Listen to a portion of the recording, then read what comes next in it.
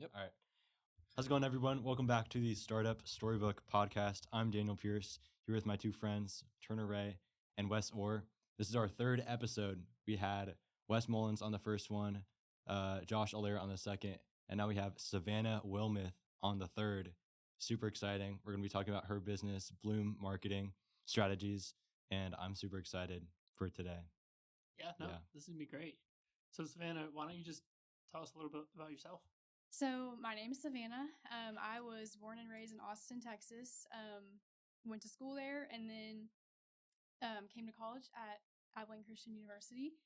I love it here so far. I did start my business back in Austin, so I would say it's based in Austin, but since I'm in Abilene now, I can kind of work wherever I want to.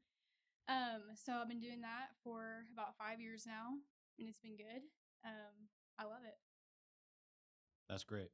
So let's just dive right into Bloom. I'm super excited. So you said you started it 5 years ago. Almost 5 years ago, yeah. I was a freshman in high school. And I didn't really start it going in thinking I was going to have a business out of it. I just kind of accidentally came by it. That's a whole different story.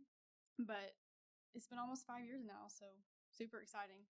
Well, I want to know more about that because it's not like you find a freshman starting a business It's like not. on the average. So I'll start from the very beginning. My parents are both entrepreneurs. They both own successful businesses and are based in Austin. And so I kind of grew up in a very entrepreneurial household. I think it was just kind of like a part of me where I never had to think about it, I guess, is a good way to put it. So my dad owns an IT company. My mom owns a senior care company. And I had always had like a little side business. And when I was younger, I think when I was probably like 7 to 10, I did a lemonade stand in my neighborhood. And like that kind of just started everything where I loved making my own prices, working for myself, doing my own thing. Like that was fun to me. And then I started like a pet sitting business, and that was crazy because everybody in my neighborhood like needed that, and everybody kind of knew me and my family, so they trusted me, and they're like, this girl is not gonna, do something bad to our pet, so they trusted me. And so it was like I already had an automatic list of clients with that, and I started a pet sitting business, and then that took off. It wasn't like a crazy thing. I was probably like 12, but I did that until I was 15, and I love that because I was able to make my own prices, like I said, and do my own thing and not worry about somebody telling me go to work or do this for me. Like I was my own boss, and I love that. And so ever since then, kind of with the background of my family and with just my little things on the side that I would do when I was younger, I knew that I always wanted to own a business, like a real business, not just like a little, side thing. So the story of how it all started, it's kind of random. My friend and I, we were freshmen in high school, like I said. I think I was 14 or 15. And we went to this brand new spa in downtown Georgetown, which is a little outside of Austin, where I'm from. And we were like, let's get facials. Like we just wanted to have like a little girls' day. And so we went to this facial spa. It was brand new. It just opened, and the lady, super nice. Her name's Angelique, and I'll kind of get back to her later because she plays a big part in this whole thing. But went in for our facials, had a great time, whatever. We leave, and Angelique texts me, and she was like, hey, and I'd never met her before. I was like, I mean, she didn't know who I was. I didn't know who she was. She texted me, and she was like, hey, do you want to do my social media? And I was like, sure. Like, how do you know that I'm going to be good? But I don't know. I was like, sure, whatever. So, I had never really done any of that before. I didn't know what I was doing, but I kind of just started winging it, and I did her social media. And my dad has, obviously, like I said, owns an IT company, so he knows all the technical, software background. And so she needed a website, and I was like, Dad, I don't know how to do a website, but can you teach me? And I had kind of the design eye for it. I'm a perfectionist. If something's off center, I will notice it. And so I had the design eye for it. My dad taught me the kind of the technical side of it. And so I learned how to do websites. And so I did her website for her. And I was like, this is cool because I can make a business out of this. And so I kind of started with her, and I kind of went under the table for a little bit, like getting paid. And I won't say that very loud, but for a few years, like I didn't have a legit business out of it. I was just kind of on the side, just doing random things. And then I was like, this is gonna get big. Like I could do something cool with this. Let me get my LLC. So I did that. Angelique is still my client to this day, almost 5 years later. And so ever since then, I became, official, got my paperwork done, all the things. And then I was like, okay, look, let's go get more clients. And so I kind of focused around Georgetown when I was still living there through high school. Got more clients down there. And then, of all different types of industries, not just the spa industry like she was, but all different types of industries, retail, I have an education company that does special education translations, like all these different types of things that you like just random, but they were so cool to me. And so I have just clients from everywhere. And it was just fun because you tailor all the services to what they do. It's not like cookie cutter. It's, you get to be creative with it. And so I love that. And then going to college, I was like, this is going to be a lot, but I want to keep doing it. Everything I do can mostly be done remotely. And if I need somebody to, be there at a certain business, I'll find somebody that can just be there and I don't have to be there. And so moved to Abilene, and it's been going good ever since. It's a little bit harder, obviously, not being in the same town as most of my clients are, because most of my clients are still back in the Austin area, but just learn how to overcome that and learn how to get the right people in the right place and do their job. And then it's pretty smooth because it can all be done wherever you are. That's awesome.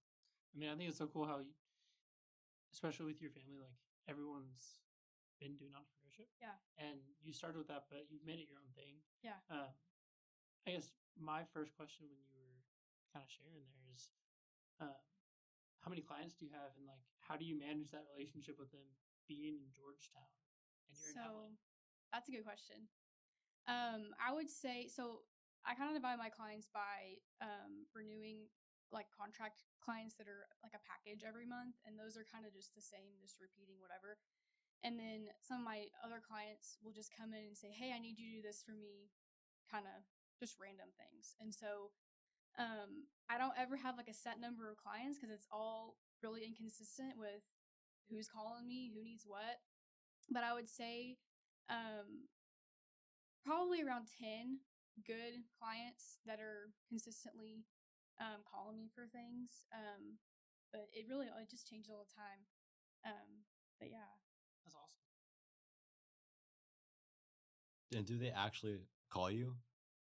Some of them Some do. of them actually Some do? of them text me paragraphs. Really? And I'm like, you're not my, I'm just kidding. You're not my friend. But we got like, sometimes they like me too much. And I'm like, you need to send me an email for this. Or we need to schedule a meeting for this. But I like that because, it's like it's just a closer connection with my clients. But I mean, they all have my number. They all call me sometimes. They'll text me, whatever. And we'll have Zoom meetings every once in a while, usually monthly. But it really all depends on the client. And so how do you balance that with like school and everything else you're involved in? So it is a lot. I will say that. But like I said, having the right people, I've hired 3 people now. And so that's really helped. Having to give up that control of me wanting everything done a certain way and having to give that to somebody else took a lot for me because I'm a control freak. I want things done my way. And if it's not done my way, it's not done right. But I had to let that go. And so I think that helped a lot with the workload is giving tasks to other people that know more than I do, people who are better at it than I am. And now, like, looking back, I'm like, why did I not do that sooner? Because giving that up, helped me a lot with just my workload. But it is a lot balancing with school because sometimes I sit down and I'm like, do I work on my homework first or do I work on my work first? And that's a hard decision, but you got to prioritize those things and figure out what really comes first. And that's kind of a hard decision to make, especially when you're paying for your education, but people are paying you to help run their business and make sure things go smoothly. So that's always kind of a difficult thing to have to decide, but you really got to be good with time management. That's a really big part of it. So I'm curious about the delegation part because I know that's a huge blocker for a lot of businesses starting, and you seem to have at least done a very good job pretty young. What was your key to delegating to these new employees? So, I don't ever give them too much at first. I kind of let them ease into it, and it kind of helps me too, because if I'm just handing everything to them, then I'm like, cool, what do I do now? But right now I have a graphic designer, a video editor, and a professional photographer that's based in Georgetown that handles all my local clients down there. And so I think it's definitely hard because sometimes I'm like, this is not their full-time job. They're just contract employees. Like they're not doing this full time. So it's kind of a lot figuring out how to delegate that, but dividing things up and figuring out who can do what the best and who can do it the most efficient is kind of what I've learned. But sometimes it's like if they can't do it, then I'm have to do it, and that's part of it. Business owner, you got to do multiple tasks, and that's multiple jobs. You're literally working multiple roles at once, and that's just kind of how it is. So really just take it day by day and you know delegate it based on how they can handle it and how you can handle it. Absolutely. And you mentioned also when you were talking about that, you're very particular about how things I are, am. which is great. Like Yeah. as someone starting a company, you have to know exactly the way things are because that's your unique value, right? Exactly. The Savanna way is the way that your customers want. Exactly. And so when you've been delegating to these new employees, have you felt like that's changed at all? Have you still been able to keep your way? And because I know that's a struggle for That's a good entrepreneurs. question. Yeah, I think it has changed a little bit because obviously they're gonna do things more. I mean, they can't make it exactly how I would want it, but because they honestly, I kind of had to step back and think about like these people went to school for what they're doing. I'm not even graduated yet. I don't even, like they're twice my age. So letting them have control because they're the pros in it kind of helped me a little bit, and stepping back and letting them kind of do their job. And obviously I'm not going to just say like, okay, go do whatever you want. I obviously give them some guidelines and some restraints on it, but letting them kind of take control of their role in it has made things go a lot smoother and kind of made it what it is today, the company. Because if things were done my way, I don't think it would work. Like I think that there needs to be a variety of people who think differently and do things different than I do. And although that was kind of hard to grasp at first because I wanted things done my way, like that's not how it always is, and you have to let them kind of do their job in it. Yeah. Daniel has a quote for this. I do. You do. You texted in the group chat just the other day. What was Something it? about teams and Oh, you don't go as far as your team, or sorry, you don't go as far as your dream. You go as far as your team. There you There go. it is. Yeah. I like that. Turner likes it even more. Yeah. Okay, wait. So you said you're a perfectionist, like you said, right? Mhm. And so one thing that holds so many young entrepreneurs back, especially early on, is getting past sort of that first initial step and sort of coming to grips with the fact that things are messy at the start Yeah. and won't be perfect. Like, did you experience like did your perfectionism get in the way of you kind of starting things way at the beginning? Yeah. But that's how you learn. Yeah. Like that is the biggest thing. And there's countless things I could talk about for like you have to mess up. Like that is all part of it. I mean, even like it's not one specific thing that you have to like mess up with, just everything. Like I said, when you're a business owner, you're doing all the roles, you're doing the accounting.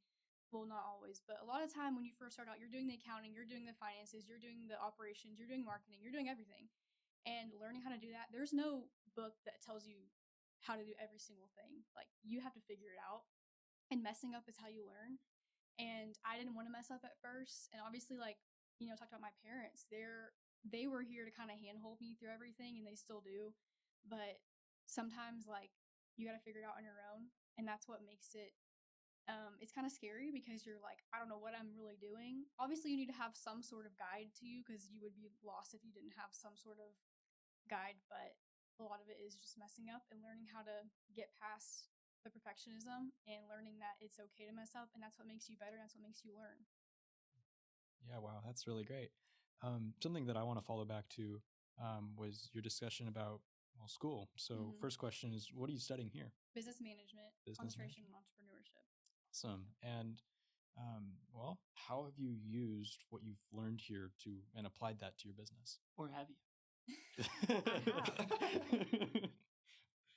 Well, one thing I love about ECU is the professors they're not just here to teach you, like they're looking at your holistic life and they're like, we want to help you in more than just teaching you things. Multiple professors have like guided me through business things because they're not just here to teach me stuff out of a textbook. Like they want to know about your life. They want to help you in any way they can.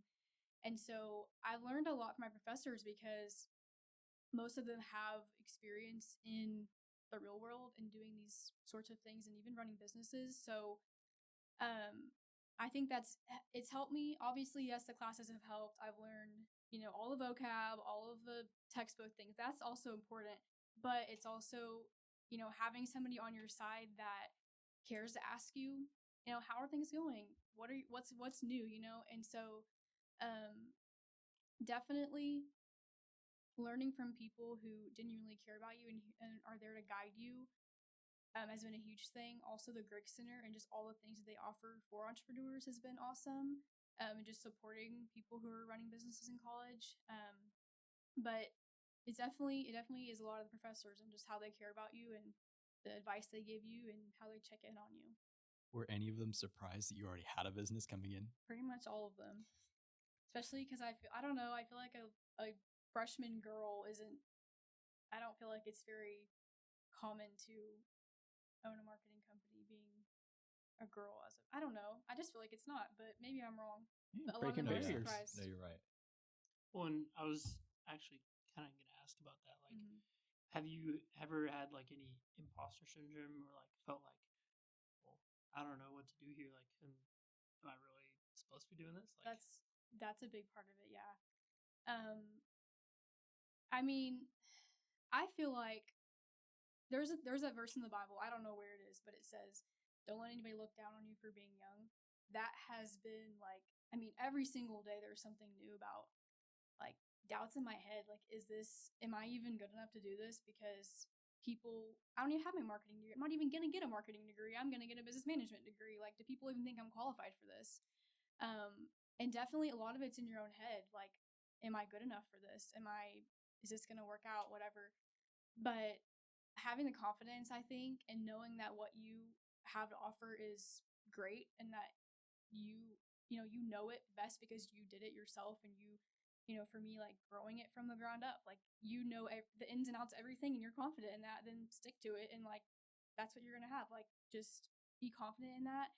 And even people I don't talk about it with my friends a lot because I don't want to come off as like I know what I'm doing and I'm better because I know all the things that I don't know all the things. But it is hard to be sometimes to be confident about it and to know that what I have is important and that I'm confident in it. And people can think what they want to think, but I'm confident in it. well, I think that's a great thing for everyone listening. If you're someone who's wanting to start something, but unsure, like, oh well, am I really fit to do this? I don't have my degree. I'm not an expert in this type of thing. I mean, that's totally most of the reasons why people don't start a business is because they're just nervous about the unknowns. And I think everything you've said is pushing through those and just doing it is over half the battle. That's where all the experience comes from, is learning to do it and actually going to do it and failing and figuring it out and not going to the end of your degree and going, okay, what do I do now? Like, I think I've had a lot of experience. Actually, I know I've had a lot of experience because I've done it and because I have failed and messed up and I've learned from that. And so, like, if you're confident in it, don't let anybody tell you you can't do it. Absolutely. I love that. I mean, this is just a question that I'm going to throw out there.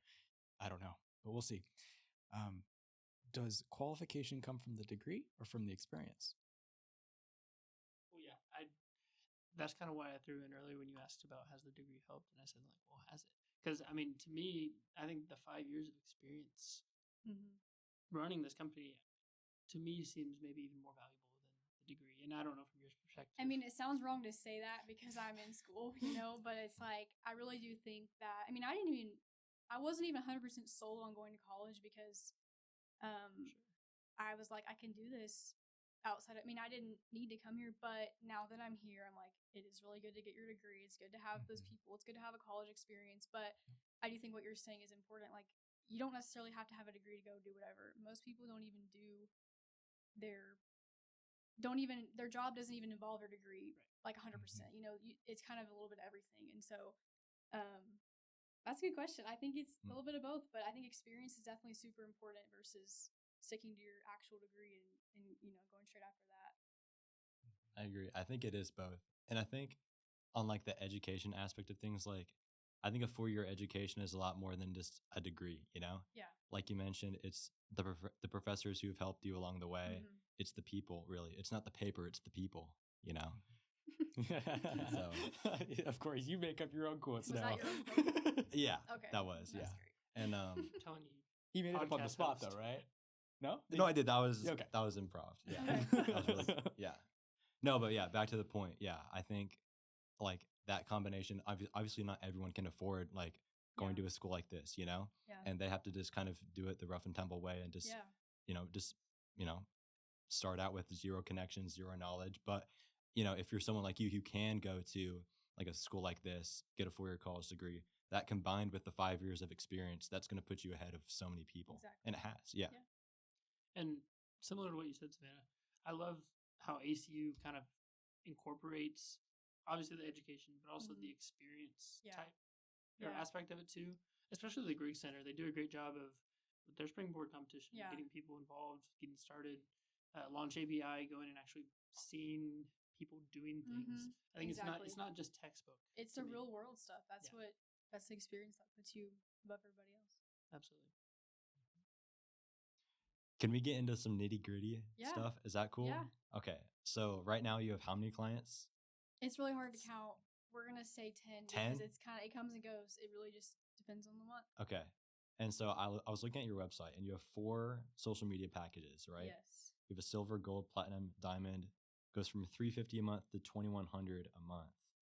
So I'm just curious. You don't have to share this, but I'm curious about your total revenue over the past 5 years. How much money has Blue Marketing made? Past 5 years? Yeah, since you started it. Good question. I don't even know. You don't? I don't know about the past 5 years. And a lot of that's because I wasn't legit 5 years ago. Yeah.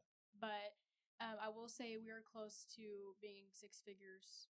We'll probably be close this year. Wow. That's awesome. Wow. That's ridiculous. That's crazy. And so with those packages, what's kind of your the reasoning that you set up in a 4-package structure, and how do you kind of determine price? Because I know that's, I'm certain, a very tricky thing, especially with something like this, where there's not necessarily it costs me $100 to make this product, right? So whenever I started, I had a flat hourly rate of $100 an hour. And obviously the packages are not let's say you're, $600 a month package. That's not necessarily meaning it's taking me 6 hours. I'm not going to go nickel and dime, counting up every single minute.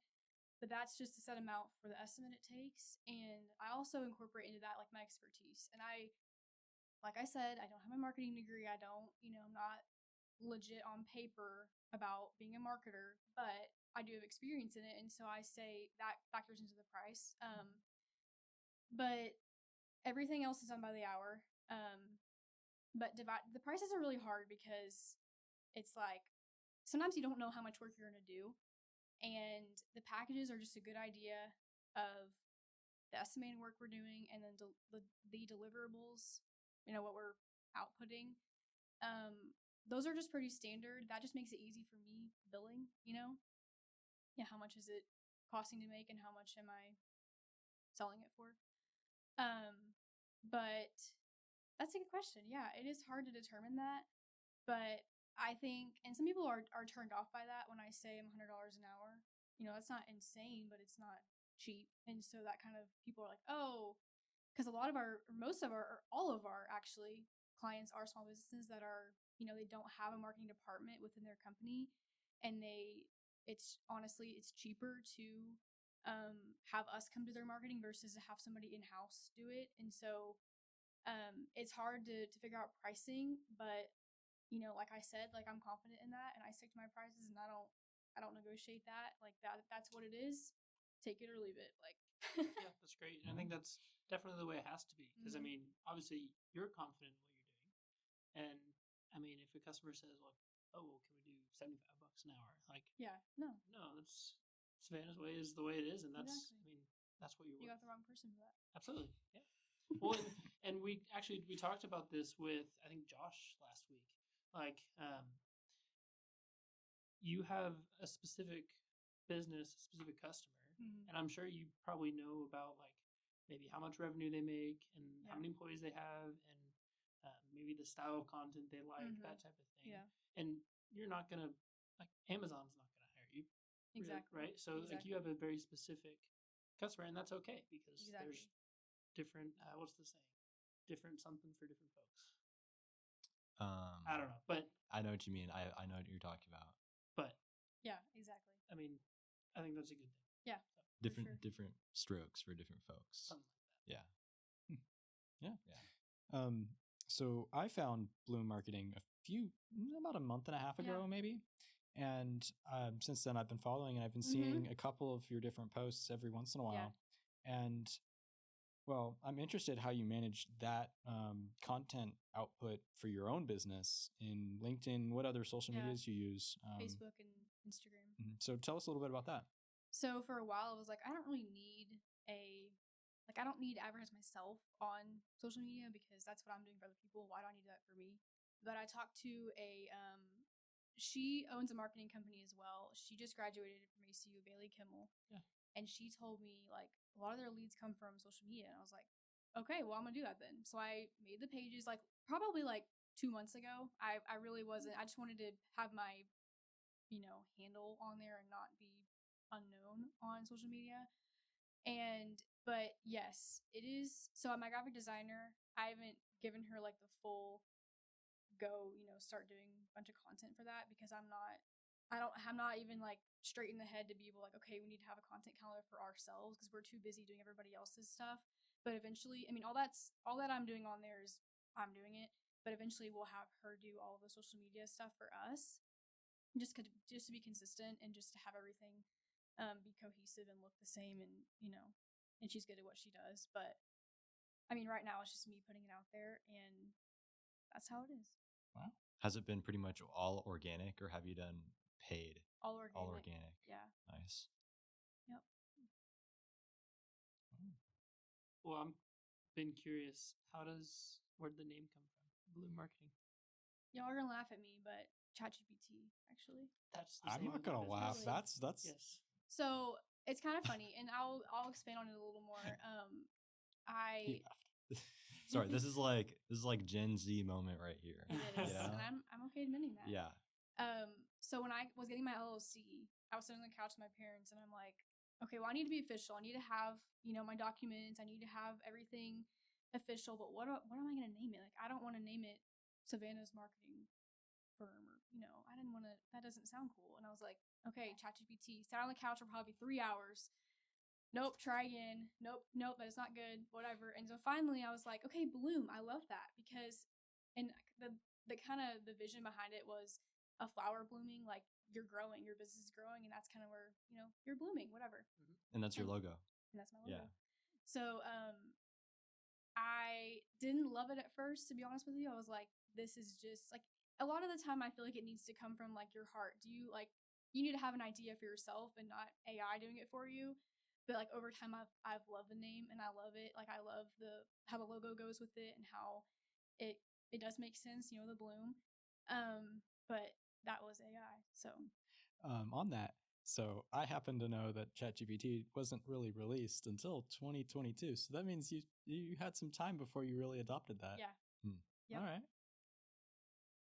That's cool. Okay.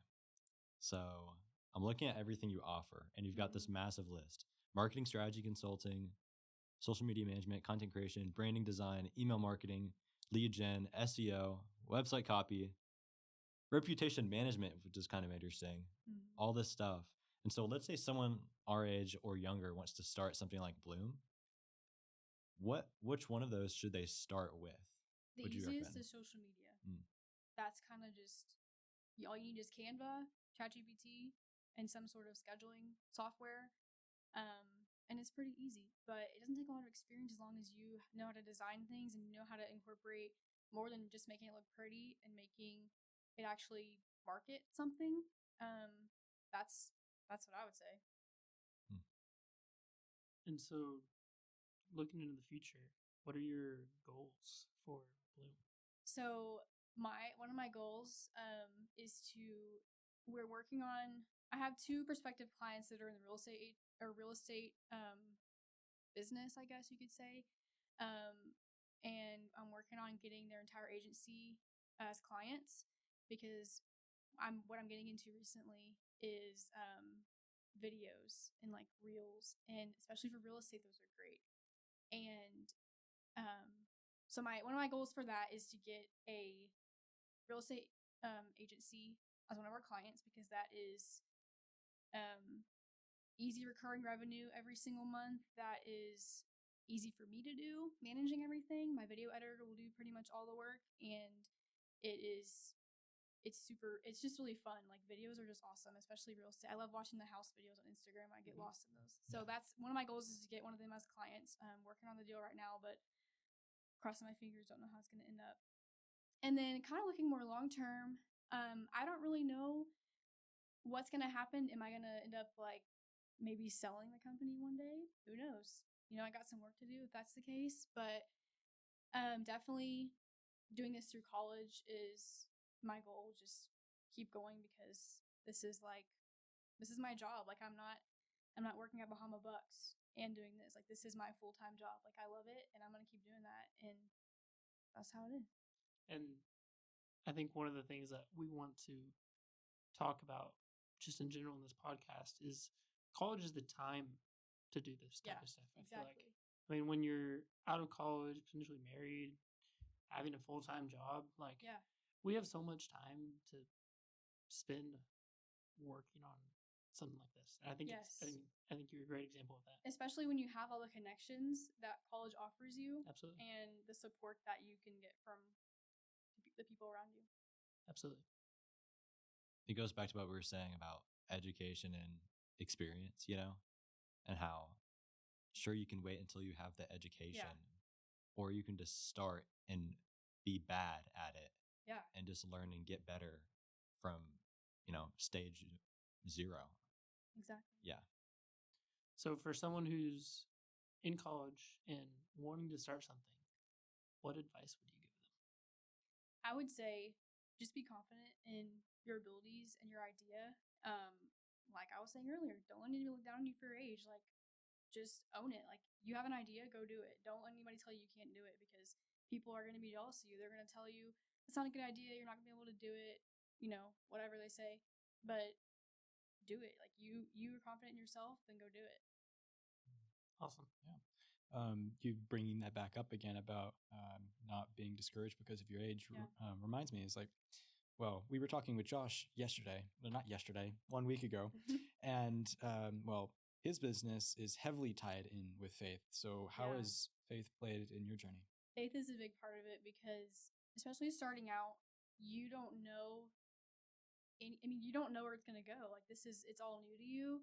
And a lot of it is trust, and trusting in the Lord, and trusting that He's going to provide, even though when, things are going to get unknown. And just having a faith in what you have, and giving a lot of prayer. Like, this took a lot of prayer. It took a lot for me to be like, okay, I'm going to keep doing this. Like, this is what I'm supposed to do.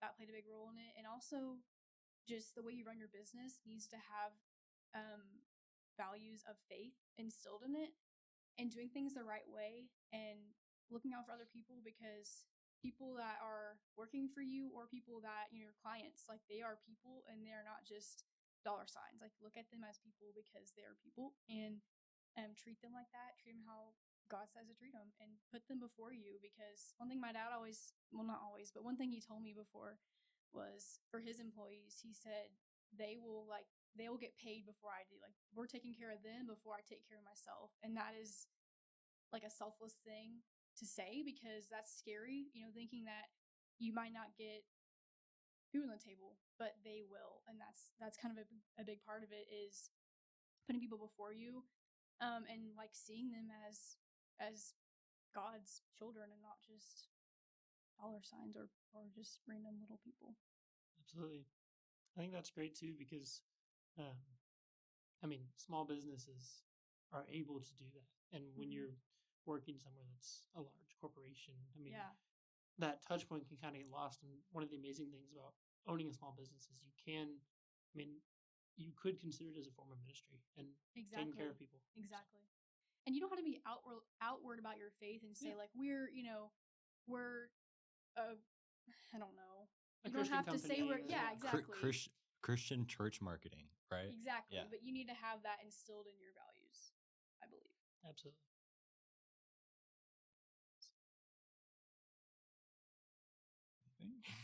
No. All right. So I guess you had hinted at it prior when we were talking about your goals, and you were talking about the potential of selling Bloom. So I guess that raises the question: do you have more business ideas that you'd like to pursue? Of course I do. Could you tell? Like me? what? It's top secret. No. I can.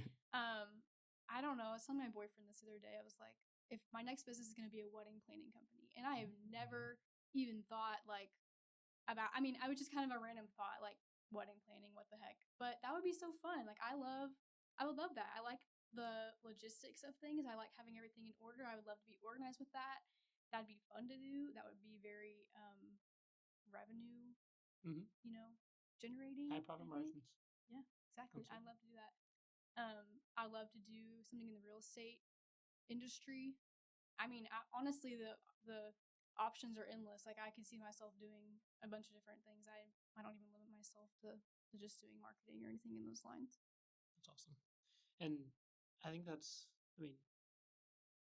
ACO is a class entrepreneurial mindset. Yeah. I think, just you saying there, I've got 3 or 4 other business ideas on top of the one I'm already running. Like, I think that's part of the entrepreneurial mindset. Yeah, being a serial entrepreneur. Yeah, no, it's awesome. Yeah. You need to talk to Sarah Becerra about the wedding business.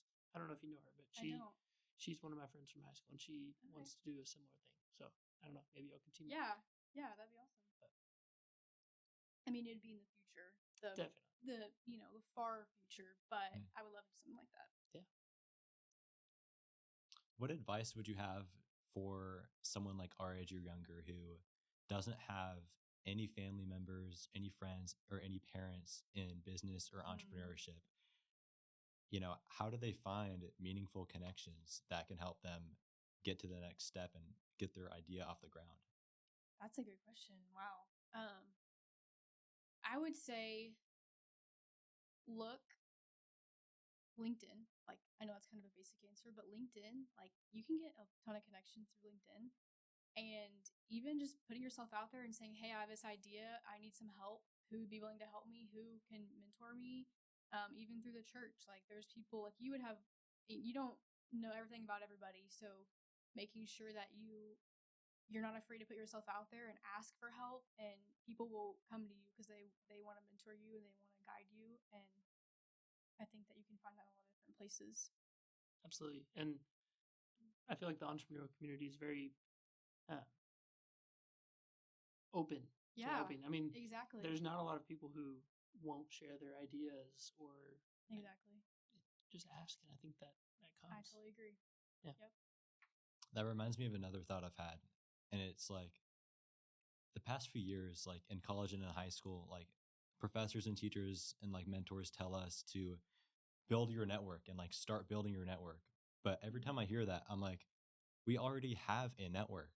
It's like those are your friends and family and like everyone else in your life that you already have, like that is your network. You already have them, and of course you can build like professional connections on top of that. But like, what do you mean start my network? I already have a network, we just all take do. advantage You of gotta it. listen to Vardaman when he says your network is your net Net worth. There we go. Yeah. He's such a fun professor. answer. He is. Yeah. Awesome. All right. Well, is there any closing thoughts that we want to hit? Well, I before we mean, wrap up? for anyone listening who potentially might be looking for some marketing services, Yeah, hypothetically, how do we hit you? absolutely. So my website is, I have an inquiry form on there. That is a good way to get in touch. Social media, And what's your website? bloommarketingstrategies.com. Awesome. And same on social media? Yes. Perfect. Everything is the same. And we'll link everything below, but definitely Yeah. check Savanna out. Yeah. Thank you. Alrighty. Awesome. Do you want to wrap us up, Daniel? Seems like you have the recap. Oh, no. This was just my questions throughout. Okay. It's their job. Well, hey, what a great conversation. Thanks for everyone for listening. Again, go check out Savanna Wilmoth, all platforms, Bloom Marketing, all platforms. Reach out if you need some digital marketing help with anything. Definitely support her in her business. So, yeah, what a great conversation. Thanks for It's coming been on. great. Yeah, Thank thank y'all you so much. This was Appreciate it. awesome. Yeah, this was great. Awesome. All right. Is that the pod? That's All a wrap.